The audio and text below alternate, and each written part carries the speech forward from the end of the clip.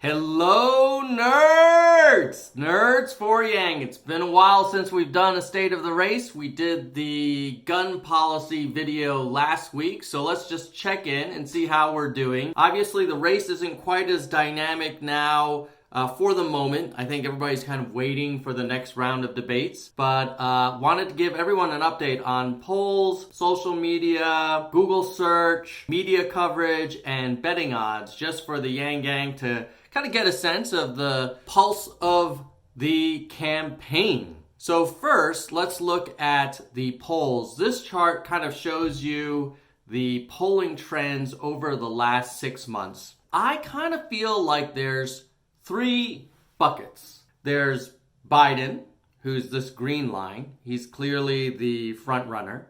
And then you've got this Warren Sanders sort of liberal, progressive bucket. And you could argue, wow, if those two joined forces and combined their strength, they could give Biden a real run for their money. But they're not doing that, so Warren and Sanders are still kind of splitting that progressive camp. And then you've got this third bucket, which I would call like the contenders. There you'll see this is a Harris, Pete, Yang kind of knockdown, drag out. And you could argue, wow, if those three combined forces, could they now start being potentially the number two? So if you look at the chart here, the most interesting thing is that of the contenders, it's really coming down to Harris, Buttigieg, and hopefully Yang.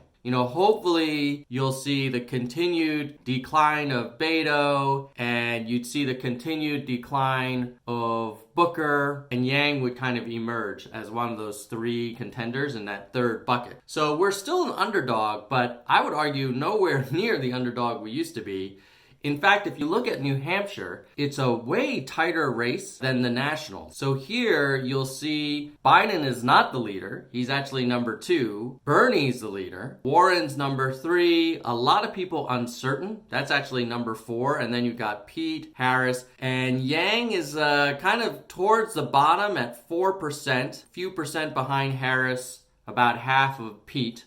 So Yang's got some work to do in New Hampshire. I mean, ideally, we would see him ending up in the 6 or 7% time frame. And that might happen because we've got a bunch of debates before New Hampshire primaries. You got a long time, even for Iowa. And as a reminder, one of the things that I notice about doing these polling updates is we're not on a knife's edge like we used to be because we're so eager to qualify for the third and fourth debates. And as you probably know, that's no longer an issue. So with this chart, you'll see there are currently 9 Democrats who have qualified for the third debate, and Castro, Gillibrand are probably eager. They were kind of like how we felt maybe a few weeks ago, trying to get a couple more polls to come their way. Castro's got 3, so he's 1 poll away from getting in there, so likely he would make it. And Gillibrand only has 1 poll where she's been at 2%, but I think if I were a betting man, I would not be surprised if Gillibrand's there. So you're probably going to see maybe 11 people in that final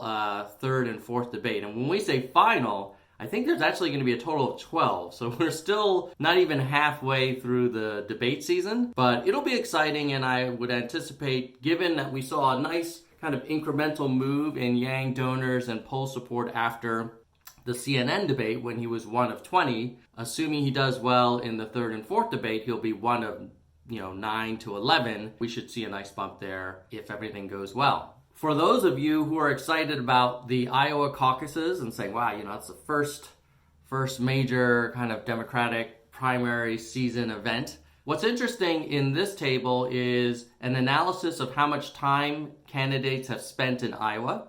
And the red bars represent the percent of their total campaigning days in Iowa. You can see there are a lot of candidates like Beto, Bernie, who spent 10% or more. Biden spent 9%.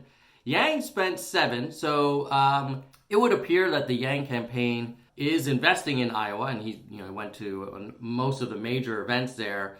But he's not betting his whole campaign on it, and so I'm guessing that's a rational move, and you might see more of the Yang campaign perhaps playing a long game, and rather than going all in on one state, trying to be present and have this kind of growing incremental approach, which I think is probably, you could argue, what Warren is doing as well. On the other hand, maybe Beto is really looking for a breakout moment in Iowa. News coverage. So here you'll see the total mentions in 2019 up until like a couple weeks ago. And the order of magnitude of mentions by the media of the other candidates when compared to mentioning Yang is kind of nuts. So let's take Beto or Harris. Harris has had 13,000 mentions, and Yang has had 633. So she's had 20 times the coverage of Yang, yet she's not polling 20 times more. Look, even more extreme examples are Cory Booker. I mean, Booker's actually like polling comparable to Yang, and he's got 5,600 mentions to Yang's 633, so about a little less than 10 times the coverage. And you could argue that this free media coverage that the news organizations provide other candidates, like Castro, almost three times the coverage, he's polling behind Yang. So this is all why those of you who have given to the campaign and will continue to give to the campaign and who are volunteering to make calls for the campaign and any other way you can, it's crucial, because left to their own devices, the sort of establishment media is not going to give Andrew a fair shake. Now, they're kind of reluctantly being forced to, because number one, he called BS on them at the end of the CNN debate, saying, hey, what's going on here? Why are you guys talking about random stuff like my tie? He's also earning it by consistently performing well in the polls. And we're growing as the Yang Gang. And people are starting to realize that, okay, this is legit. This is for real. This next chart looks at Twitter following. And if you had to bet on one, I think you'd want to be that red line, which is Andrew Yang. Of course, up until January, Yang was pretty much not even registering in terms of number of followers when you compare him to Pete Buttigieg or Harris. However, what you'll see is the end of March, you've got the Joe Rogan effect from the Joe Rogan podcast. And then you've got the end of June, which is basically the NBC debate. And then this most recent uptick in early August from the CNN debate. So this is fantastic. And I would argue the slope of that line is kind of growing for the Yang Gang, way higher than Harris and Buttigieg.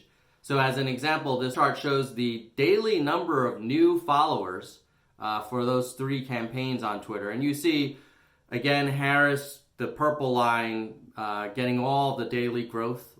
And then you've got this Pete Buttigieg phenomenon around April, but then that kind of dies off. And now if you look, you'll see the red line, which is Yang, pretty much exceeding the purple and the blue in terms of daily ads, at least for several days recently, and at a minimum, comparable.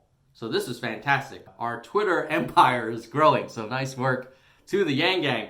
What about searches? If you look at Google searches, I also included Tulsi in this chart. You'll see Yang is the blue line. If you look at the right-hand edge of this chart, which is the most recent data for the past 30 days, what is the highest line in that chart? That's the blue one. That's the Yang Gang. So people are searching for Andrew Yang more than Buttigieg, Beto, Harris, and Tulsi. Now, Tulsi, granted, she had that big spike after the CNN debate, but it's not persisting. So I'm liking what I'm seeing with Google search traffic as a representation of which candidate people are really starting to be more interested in. The gamblers rate Yang number 6 out of the 24 candidates in terms of most likely to win the primary based on the betting odds. And he's not that far off from Buttigieg. Buttigieg has a 7% chance. Yang has a 4% chance. Warren and Biden are kind of the lead contenders. Now, I'll remind you, These gamblers at one point were thinking that Harris was the lead contender after her NBC debate performance, but as you can see, Harris is really no longer spiking and kind of drifting down, stabilizing, pretty much tied with Sanders. So it's pretty stable now. We'll likely have to wait till September, and specifically it will be September 12th and 13th, which will be the next round of debates. And that will likely have some movement in these gambling odds as well as polling numbers. So let's hope that that happens. Now, you are probably thinking, well, okay, number one, we made it to the third debate. I know we were really, that was like kind of an existential threat to the campaign. So we're good. We're in. We're like waiting for that college acceptance letter or the job offer. We got it. We're going to the third and fourth debate. Those spots are locked in. Our candidate is coming in strong. I think everybody agrees that his performance at CNN was orders of magnitude stronger than NBC, and he's just getting started, so this is fantastic. What can we all do as members of the Yang Gang to pitch in? One, we can donate. Remember that media coverage slide where basically he's not getting the free coverage that certainly Castro and Booker are just like automatic free advertising. That's probably worth tens and tens of millions of dollars. It's kind of BS, but it is.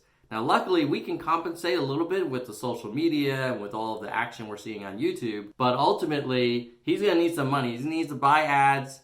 He needs to travel. He needs to get out there. He needs to hire organizers. He needs to send stuff in the mail. He needs to, hire consultants to help with the debate prep, all that stuff. So please donate at yang2020.com. You can also help call voters who might be kind of undecided or leaning Yang but not quite sure, and they just need a little nudge. And it's very easy to do. You go to yang2020.com/volunteer and you just sign up, and they'll give you a script and you can do it from home. It's no big deal. You can also share content like Nerds for Yang content, but also all the other Yang Gang content you've seen out there, and of course content from the campaign. Talk to your friends like every day. Mention Yang to one person in real life. And then if you want, you're welcome to make content. There's not as many of us as there could be, but I'm sure everybody has a unique perspective, and it'd be great to hear yours. There are so many cool Yang Gang channels out there, and I love sort of like the American Grassroots one, and the Jobs Factory one, and the Paget one. So there's a lot of great stuff out there. And then there's the J. Scott Garibay one. There's a lot of good stuff out there. And so if you are thinking about making videos, please do it. Or if you're in the meme game, or if you want to tweet stuff out, just put the word out there, share your point of view, stay positive, and help us spread the word. Lastly, if you like this channel, you find these updates valuable, as you know, I upload pretty much once a week. Some weeks I do a little more, or some weeks I might skip, but generally it's once a week. So please subscribe to Nerds for Yang, to this channel, to be the first to know when I've got new stuff going on. It also helps us grow. It helps us find other people and get recommended. In terms of the comments, I would be curious to hear what your thoughts are on what more we can do. I think donation, calling people, sharing content, talking to friends, making content are probably the key things. I wonder if any of you guys have gone to events or maybe put up yard signs. That's maybe another thing that we all can do. So let me know what you guys think in terms of what more the Yang Gang can do to help get this deal done. And for those of you who are curious about getting Andrew on this channel, I am definitely still on it, have definitely not forgotten. We're trying to work out scheduling. Andrew's a super busy guy, but it's gonna happen. And as soon as I have a date, I will let you know. But I do have a lot of other great content also lined up coming your way, so stay tuned for that. In the meantime, Nerd Power. See you guys next time. Yang Gang 2020. Yang Gang 2020. Yang Gang 2020. Yang Gang. Yeah. Yang Gang 2020. Yang Gang 2020. Yang Gang 2020. Yang Gang, yeah. I want 1,000 a month, 1,000 a month. I want 1,000 a month, 1,000 a month. Let's get this bread, freedom dividend. Are all y'all paying attention? Automation gonna sweep the nation unless we get him in. Andrew, Yang 2020 freedom dividend. Yang Gang 2020. Yang Gang 2020. Yang Gang 2020. Yang Gang. Yeah, yeah. First we get this money, then on 420. He gonna give some high fives to some high guys. Decriminalize marijuana so we can smoke if we wanna. Down with the opioid trend, up with the mental health thing. Yeah, math. Yo, it's just math. Yo, it's simple math. Yo, can you do math? Yo, eliminate super PACs. College stars making stacks. Student loan forgiveness plan. Cops wearing cameras and climate change is real again. Science rules. Teachers bringing home some bread. Medicare for every citizen. Andrew Yang 2020 freedom dividend. Yang Gang 2020. Yang Gang 2020. Yang Gang 2020. Yang Gang. Yeah, yeah. Yang Gang 2020. Yang Gang 2020. Yang Gang 2020. Yang Gang. Yeah, yeah. Yo, a vote for anyone else is like negative $1,000 from your pocket every month.